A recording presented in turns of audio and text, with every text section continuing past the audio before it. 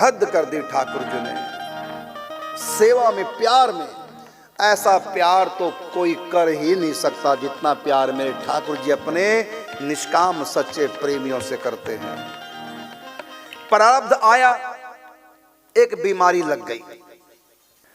कभी कोई खिलाता, कभी कोई खिलाता, सबका मन रखना पड़ता। संत को संत का स्वभाव है, लेकिन लोग अंधे हो जाते हैं श्रद्धा में। महाराज एक पूड़ी और खा लो, हमारी तरफ से एक पूड़ी और खा लो। दूसरा कहता है बहू के हाथ से ले लो, मेरे बेटे के हाथ से ले लो। ये बेचारे सबका मान रखते गए। इधर ठाकुर जी का प्रसाद आ गया, वो भी खाना पड़ता है। ठाकुर जी की तरफ से आया है तो पेट ही खराब हो गया, आते ही सड़ने लगी। सबका मान रखते रखते संग्रहणी हो गई, पेचिस, दस्त लग गए। किसी भी प्रकार से दस्त ठीक ही नहीं हुए। तो बार बार उनको सोच लगते। अब मंदिर में तो पवित्रता का ध्यान रखा जाता है। अब क्या किया इन्होंने, मंदिर को छोड़ना पड़ गया। कुटिया में भी नहीं गए, समुद्र किनारे चले गए। यहां तक कि इनको पता भी नहीं, कई बार चलता था कि लैट्रिन हो गई। ये बीमारी लग गई। भक्तों को भी, संतों को भी पूर्व जन्म का भाग्य प्रारब्धवश दुख आते हैं, बीमारियां आती हैं। अब इनको संग्रहणी पेचिस की बीमारी, दस्त लग गए। किसी प्रकार से रुके नहीं, रुकते थे। दिन में 20-20 बार सोच, आधे घंटे के बाद, 1 घंटे के बाद सोच, बार बार कब तक नहाए। मंदिर जाना बंद हो गया, बीमारी ठीक ही नहीं हो रही है। समुद्र किनारे चले गए, वहीं सोच जाते, बस वहीं अपने सिर की शुद्धि कर लेते। अब तो इतनी कमजोरी आ गई, इतनी कमजोरी आ गई, उठ करके थोड़ी दूरी पर जंगल झाड़ी भी नहीं जा सकते थे। इधर ठाकुर जी ने क्या लीला की, चाहे जब नीर लिए ठाड़े देह धोई है। चाहे जब, मतलब जब भी ये जाना चाहते सोच के लिए, तुरंत जगन्नाथ ठाकुर जी एक बाल्य का भेष बना करके रहने लगे पास। पहली बार में पूछा, बेटा तुम कौन हो? जगन्नाथ जी ने बताया कि मैं जगन्नाथपुरी का रहने वाला। अरे हो तो सही जगन्नाथपुरी के, रहते कहां हो? किन के हो तुम? किसके पुत्र हो? किसके हो मतलब? कहते मैं पुजारियों का हूं। बाबा ने सोचा कि किसी का बेटा होगा, बड़ी श्रद्धा रखता संशय में। तो ऐसी बात आई चलाई हो गई। तो चाहे जब नीर लिए ठाड़े देह धोई है, जब ये चाहते तभी वो बालक नीर लिए, हाथ में लोटा लिए जल का। जाइए महाराज सोच। और यहां तक कि उठने से भी लाचार हो गए, वहीं बैठे बैठे ही ठाकुर जी सोच करा देते थे। चाहे जब नीर लिए ठाड़े देह धोई है, देह धोई अर्थात उनके सिर की मल को साफ करते, हाथों से धोते ठाकुर जी। लैट्रिन, माधोदास बाबा की लैट्रिन अपने हाथों से धोते, उनको स्नान कराते, उनके वस्त्र धोते, बालू पे सुखाते, फिर उनको पहनाते उड़ाते। इतनी सेवा इस बालक ने की। जब बहुत दिन बीत गए, तब इनके मन में एक विचार आया कि जब ये लैट्रिन धोते हैं, माँ भी जब बच्चे की गंदगी धोती है तो अपने कपड़े बचाती है, और कपड़ा भी गंदगी का धोएगी, दूर से ऐसे करके धोती है, कहीं छींटे ना पड़ जाए। लेकिन बालक गजब का है, मेरी लैट्रिन धोता है, इनके ऊपर भी छींटे पड़ते हैं, बिल्कुल भी परहेज नहीं करता, इनको घृणा बिल्कुल नहीं आती। ऐसा तो मां भी नहीं करती, छींटे भी इनके ऊपर पड़ जाते हैं, घृणा नहीं करते, और ऐसे धोते हैं कपड़ों को मेरे, जैसे कि इसमें सुगंध निकल रही है, सूंघ रहे हैं मानो। मन ऐसे भी नहीं करते, ऐसे कपड़े धो दे।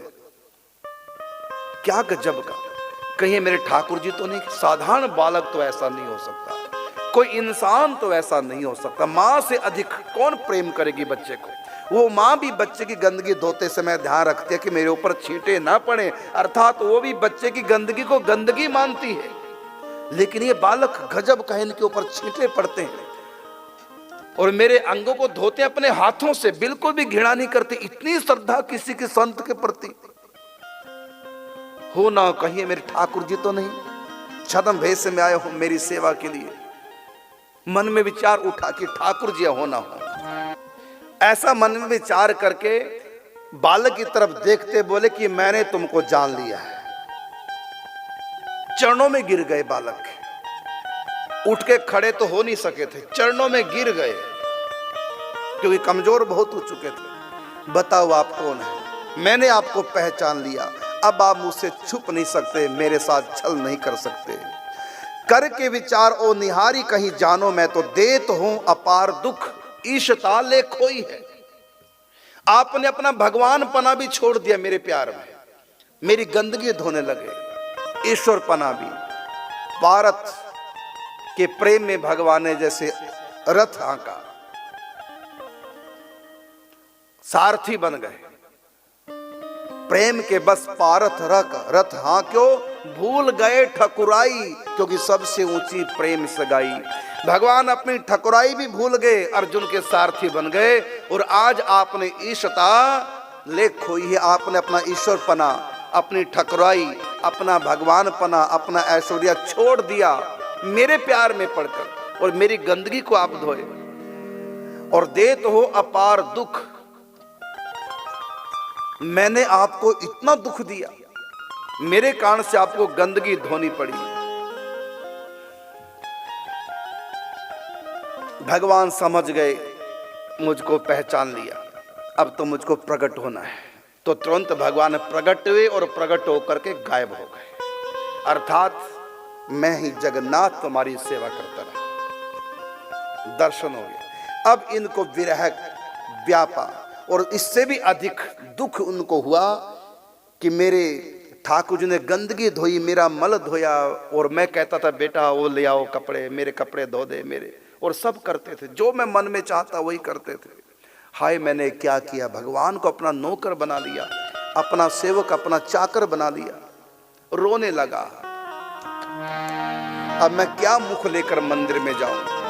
बड़े बड़े ऋषि मुनि देवी देवता जिनकी आज्ञा में हाथ जोड़े खड़े रहते, और मैं उनको आज्ञा देता था मुझको स्नान करा दो, मेरे कपड़े धो दो, और जो ही मैं कुछ कहता तुरंत तैयार हो जाते सेवा करने के लिए। हाय मैंने अपने प्रभु को नौकर बना लिया। रोने लगा। उसी समय ठाकुर जी फिर आए,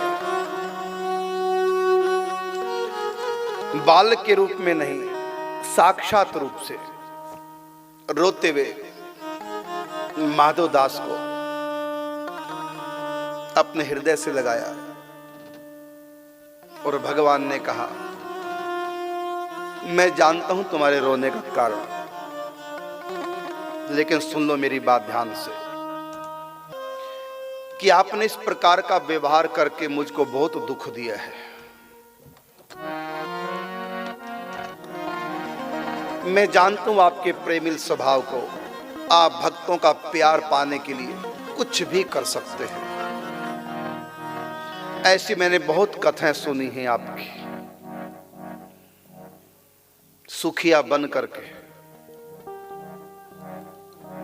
आप बंध गए सुखिया की खुशी के लिए खंबे से। अर्जुन का रथ हाँकते हैं, युधिष्ठिर के यहां झूठी पतले उठाते हैं यज्ञ में, भिलनी के झूठे बेर खाए, विदुरानी के छिलके खाए। अपने भक्तों के लिए आप क्या नहीं करते। भगवान ने जो ही गले लगाया तुरंत रोग शांत हो गया, ठीक हो गए, कंचन सी काया हो गई, शरीर बिल्कुल स्वस्थ हो गया। अब तुमको कोई पीड़ा नहीं होगी।